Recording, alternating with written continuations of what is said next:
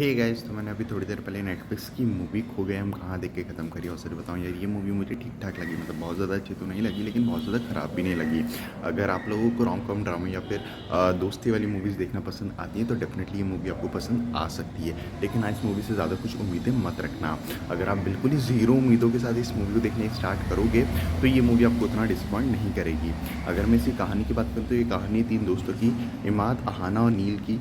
तो किस तरह से इन तीनों की लाइफ रहती है, किस तरह से इन तीनों की दोस्ती रहती है, क्या कुछ इनके साथ होता है, किस तरह के हार्ट ब्रेक्स होते हैं, किस तरह की चीज़ें ये लोग कर रहे होते हैं, इनके आसपास के लोग इनके साथ क्या कुछ कर रहे होते हैं, यही सब हमें इस मूवी में देखने को मिलता है। अगर मैं इस स्क्रीन प्ले की बात करूँ तो पर्सनली मुझे इस मूवी का स्क्रीन प्ले ठीक ठाक लगा है, क्योंकि जिस तरह से मूवी स्टार्ट होती है अपनी पूरी सिचुएशन को इस्टेब्लिश करती है, हमें कैरेक्टर्स के बारे में बताया जाता है ये तीनों ही कैरेक्टर्स किस तरह के, इन तीनों की दोस्ती किस तरह की है, इन तीनों के बीच में हो क्या रहा है, इन तीनों के आसपास के लोगों के साथ रिलेशनशिप किस तरह की, वो सारी चीज़ें इतनी अच्छी तो हैं कि हमारी स्टार्टिंग से इस मूवी में ठीक ठाक सा कनेक्शन बन जाता है और हम जानना चाहते हैं कि अब आगे क्या होने वाला है और कैसे होने वाला है। फिर जिस तरह से मूवी आगे बढ़ के अपनी पूरी सिचुएशन को एक्सप्लोर करती है, वो पर्सनली मुझे कुछ खास पसंद नहीं आया, क्योंकि वो सारी चीज़ें इतने बेहतर रूप में नहीं लिखी गई थी कि हम पूरे टाइम इस मूवी में इन्वेस्ट रहे और जानना चाहें कि आगे क्या होने वाला है और कैसे होने वाला है। जहाँ तक बात है कैरेक्टर डेवलपमेंट और कैरेक्टर्स की पीछे डायनामिक्स की, सभी कैरेक्टर्स को बस सरफेस लेवल तक ही डेवलप किया गया है। किसी भी कैरेक्टर में इतनी जान नहीं है कि हम उन कैरेक्टर्स के साथ पूरी तरह से कनेक्ट हो पाएँ। और जो कैरेक्टर्स के पीछे डायनामिक्स थे वो भी पर्सनली मुझे कुछ खास पसंद नहीं आए हैं। लेकिन हाँ, अगर मैं बात करूँ ट्विस्ट एंड टर्न्स की, तो ट्विस्ट एंड टर्न्स ठीक ठाक थे। अगर इस तरह की आपने मूवीज़ देख रखी होंगी तो उसमें जिस तरह के ट्विस्ट एंड टर्न्स होते हैं उसी तरह के थे।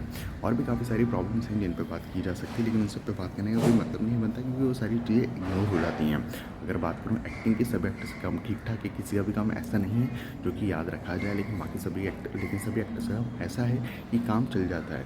जहाँ तक बात है डायरेक्शन और एडिटिंग की, डायरेक्शन पर्सनली मुझे कुछ खास पसंद नहीं आया है। डायरेक्टर ने कुछ भी नया और अलग नहीं किया, लेकिन फिर भी डायरेक्टर को ज़्यादा ब्लेम नहीं किया जा सकता, क्योंकि ये मूवी ऑन पेपर ही वीक थी। अगर मैं बात करूँ एडिटिंग की, तो मेरे ख्याल से वो थोड़ी और बेटर होनी चाहिए थी। बात करूँ प्रोडक्शन क्वालिटी की, तो वो ठीक ठाक ही है। तो ओवरऑल ये एक ठीक ठाक मूवी है, जिसको देखकर आप काफ़ी सारे मिक्स्ड फीलिंग्स रहेंगी। कुछ चीज़ें ठीक ठाक लगेंगी, कुछ चीज़ें बिलो एवरेज लगेंगी, कोई भी चीज़ बहुत अच्छी या अच्छी नहीं लगने वाली है। तो आपको ये मूवी देखनी है नहीं, ये आपके ऊपर है। और अगर आप लोगों ने मूवी देख ली हो तो मुझे कमेंट्स में ज़रूर बताना कि आपको ये मूवी कैसी लगी। बाकी मिलते हैं अगली वीडियो में, तब तक के लिए जय हिंद, जय भारत।